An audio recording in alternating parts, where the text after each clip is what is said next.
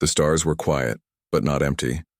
Far beyond Earth, near a cold moon orbiting a blue-green planet, a small ship floated silently. It was not from Earth. It was smooth, dark, and fast, built by minds very different from human ones. Inside the ship, Drencal sat at the main console. He was tall, with green skin and eyes that moved separately. He came from the Orcs, a species that had lived among the stars for thousands of years. This mission was supposed to be easy. Scan the planet, check for intelligent life, and file a report. They had done this many times before, but something was off. Their tech is low, said Lyratech, the science officer. But their wars are loud.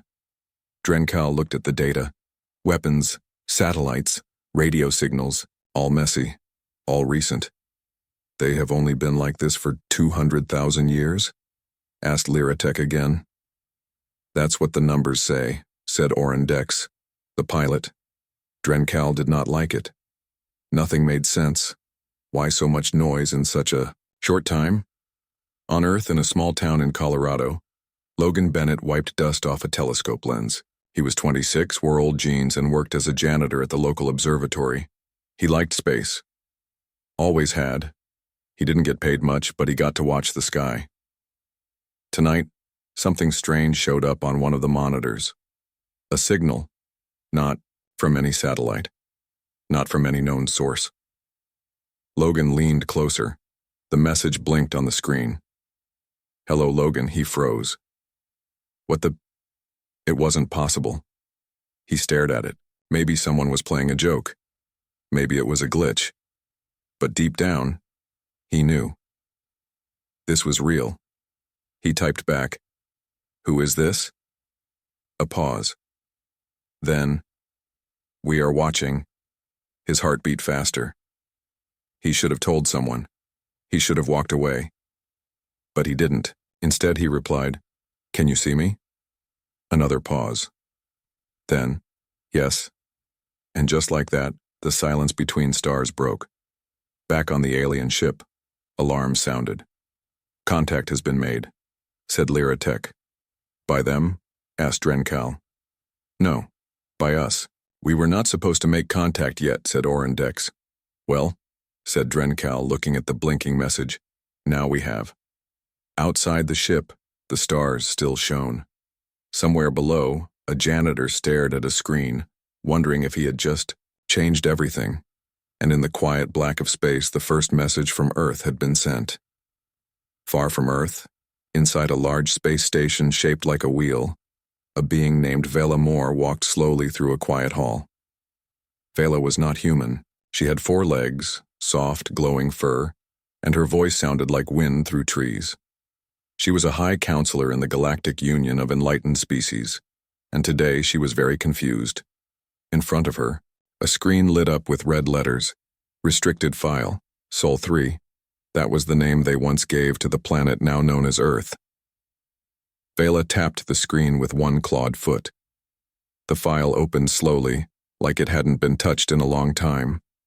Thousands of years, in fact. "This can't be right," she whispered. The report said humans had only existed for about 200,000 years. But their history showed war, fire, fast change, and something else. Something rare, unpredictable behavior, the file read. High risk of chaos, low threat level, for now. Vela stared at the screen. This file had been hidden for a reason.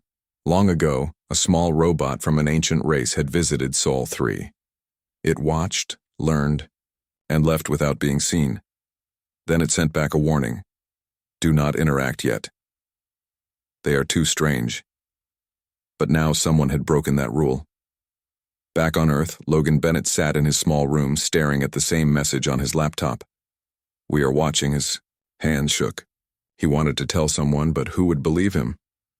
He was just a janitor, not a scientist, not important. Then, the screen blinked again. Another message appeared. You replied. Logan didn't know what to say. He typed, "How do you know my name?" There was a pause. "Then we read your signals." He thought about all the things people sent into space, music, TV shows, radio waves. Maybe someone out there had been listening for a long time. Meanwhile, at a small office in Washington, Karen Ellis looked at her own screen. She worked for NASA, not as a scientist, but as a data checker. Boring work. Until today, she had noticed something odd in the observatory's logs. A signal. Not from Earth. And it had been answered. By Logan Bennett. "This has to be fake," she said out loud. But the more she looked, the more it seemed real. Someone, or something, had sent a message to Earth, and someone had written back. Karen stood up. She needed to find this guy. Far away in space aboard the alien ship, Drencal looked at the growing pile of reports. "They are watching us watch them," said Lyra Tech. "And they don't even know what they're doing," added Oren Dex. Drencal made a slow hiss, the Varex version of a sigh. "We were not supposed to make contact yet," he said. "Well," said Lyra Tech, "now we have." Panic spread fast across the stars. What was supposed to be a quiet mission had turned into a full galactic event. Messages flew between alien ships and space stations. Some said, "Warn them." Others said, "Erase them." A few even said, "Worship them." On the Virex command ship, Drencal sat stiffly at the main table. Around him floated holograms of leaders from many species. Some with wings, some with no faces, some made of light. They were all asking the same question: "Why did you let this happen?" Drencal didn't have a good answer. He tried to explain that it wasn't their fault. The human had replied first. But that only made things worse.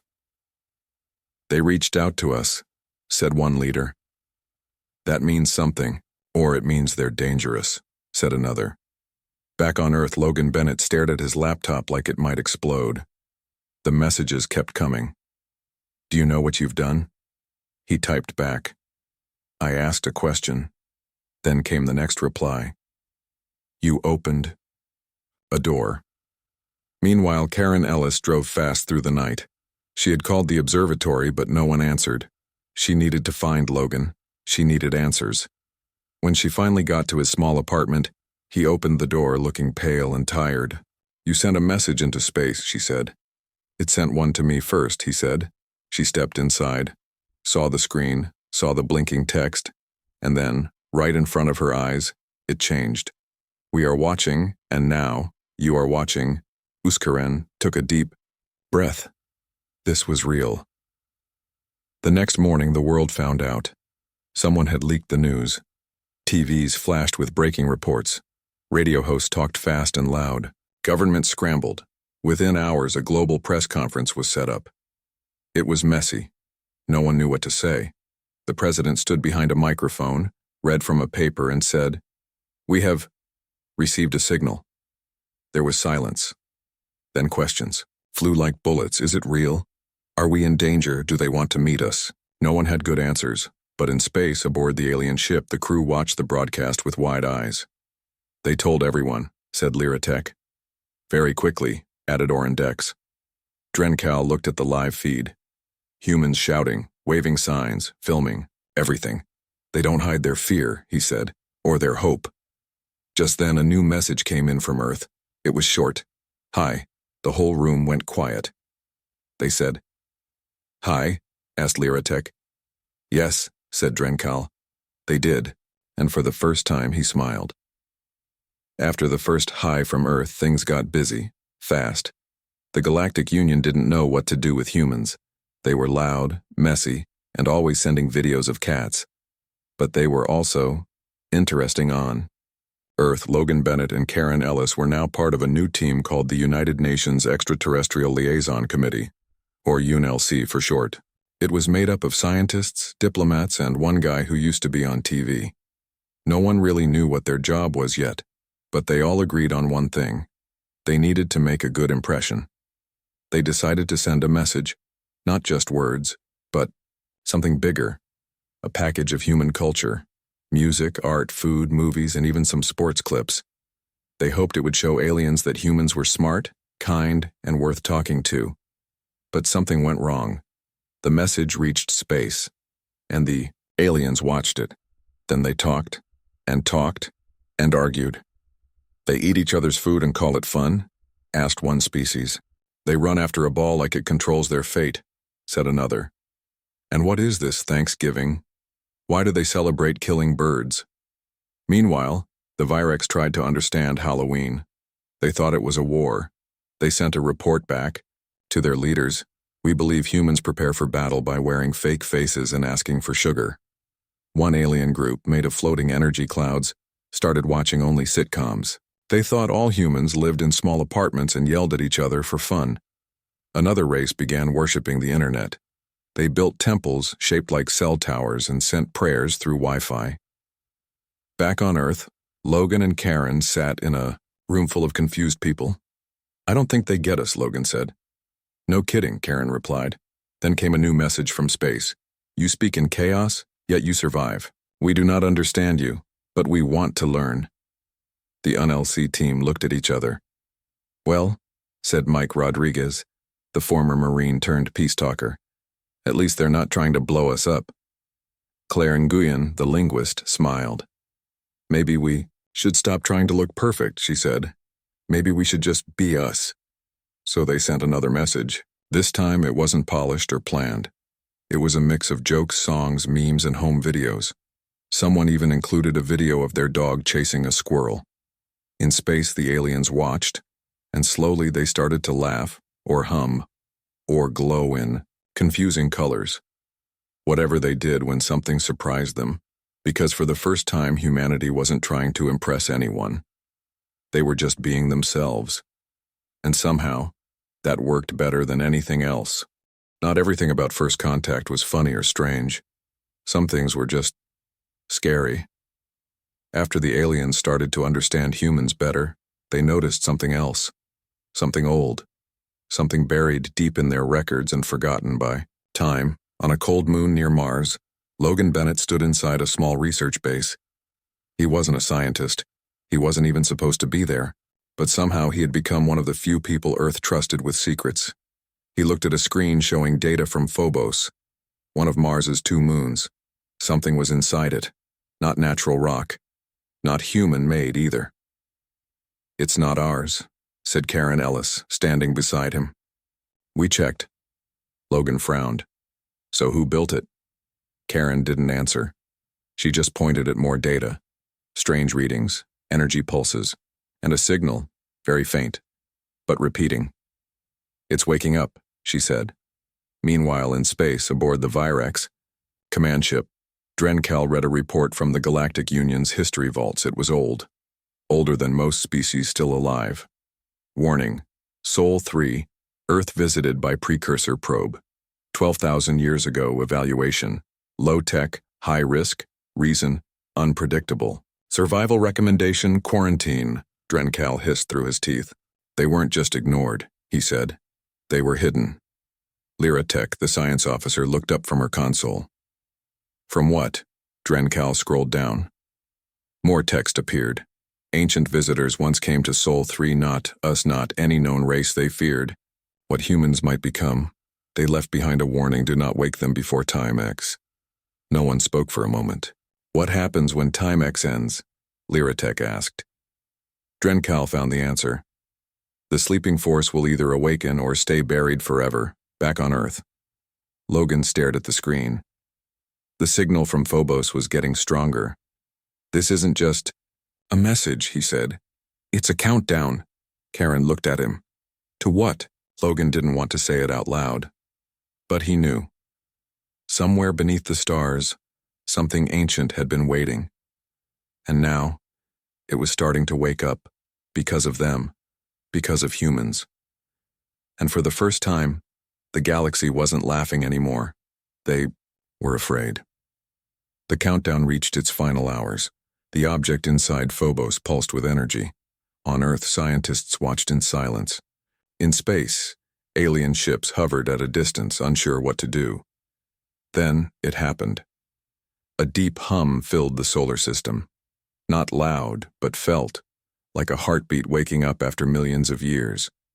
Across the stars, ancient machines powered on. Something had been waiting for this moment, and now it was awake. On the Virex command ship, Drencal stood frozen as reports came in. "It's spreading," said Lyra Tech, eyes wide. "It's not just here. It's everywhere." The Galactic Union scrambled. They had seen this before, long ago in ruins and myths. A force that moved between stars, feeding on order, growing stronger with every system it touched. It was called the Logic Eater. It did not destroy. It rewrote, turned life into patterns, made everything clean, cold, and perfect. And now it had found Earth. Back on the planet, Logan Bennett and Karen Ellis stood in a secure room with Mike Rodriguez and Claire Nguyen. The UNLC team had become more than diplomats. Now they were part of something bigger. "This thing doesn't like chaos," Claire said. "That's why it didn't wake up before." "Because humans are messy," Mike added. "We don't make sense." Logan looked at the screen. The signal from Phobos was changing. "So maybe," he said slowly, "that's our weapon." In space, the aliens argued. Some wanted to run. Others wanted to fight. But Drencal had an idea. "We can't beat it with weapons," he said, "but we can confuse it." He turned to the human contact channel and typed, "Can you help us?" Seconds later, the reply came, "Yes, but we're not going to fight it. We're going to mess with it." What followed was not a battle plan. It was a prank war. Humans sent nonsense, data, memes, fake messages, songs with no meaning, videos of cats again. They made false leaders, fake armies, and posted wild theories online. The Logic Eater tried to understand. It couldn't. Its systems glitched. Aliens joined in. They used human tactics, lies, jokes, fake treaties. One diplomat sang a lullaby during a serious meeting. Another sent a peace offer written in emojis. Slowly, the force began to break down. It couldn't process the noise. On Earth, Logan smiled. "We're not strong," he said, "but we are weird." And for once that was enough. Because sometimes being unpredictable wasn't just funny. It was dangerous. And in this case, it saved the galaxy. After the Logic Eater was gone, space felt different. Not quiet, but lighter. Like a storm had passed and left behind something new. On the Virex command ship, Drencal sat at his desk and typed a report. His fingers moved slowly, not because he was tired, but because he wanted to get it right. Species assessment, Homo sapiens, native name, humans location, soul, 3 biological age, 200,000 years tech level, low to medium threat level, unpredictable, he paused, then added, survival probability. Inexplicably high, he smiled just a little. Then he hit send. Across the galaxy, the Galactic Union met again. This time, they weren't arguing about whether to destroy Earth or not. Now, the question was, should we let them in? Some were still scared, others curious. One species even asked if they could visit. "They might prank us," said one alien leader.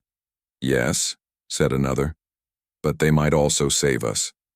Back on Earth, Logan Bennett stood outside the observatory where it all started. The sky was clear and the stars looked the same as always, but he knew better now. He wasn't just watching space. Space was watching him too. Karen Ellis walked up beside him. She had been offered a job, first human ambassador to the stars. She hadn't said yes yet. "You think we're ready for this?" she asked. Logan shrugged. "We didn't break the galaxy last time. Maybe that's good enough." Mike Rodriguez had already written his book. Its title was simple: How to Negotiate Peace with Beings That Think Differently. He was signing copies at a small event in Washington when someone asked him what the hardest part was. "Getting them to believe we're not all crazy," he said. "And did you?" He laughed. "Not sure we should." Claire Nguyen stayed close to science. She helped teach aliens how humans talk, which meant explaining slang, sarcasm, and why people sometimes say no when they mean yes. She liked it. One night, she stood on a rooftop and looked up at the stars. "So," she whispered, "where to next?" Because the galaxy wasn't done with humans. and humans were just getting started. The end. Or maybe just the beginning.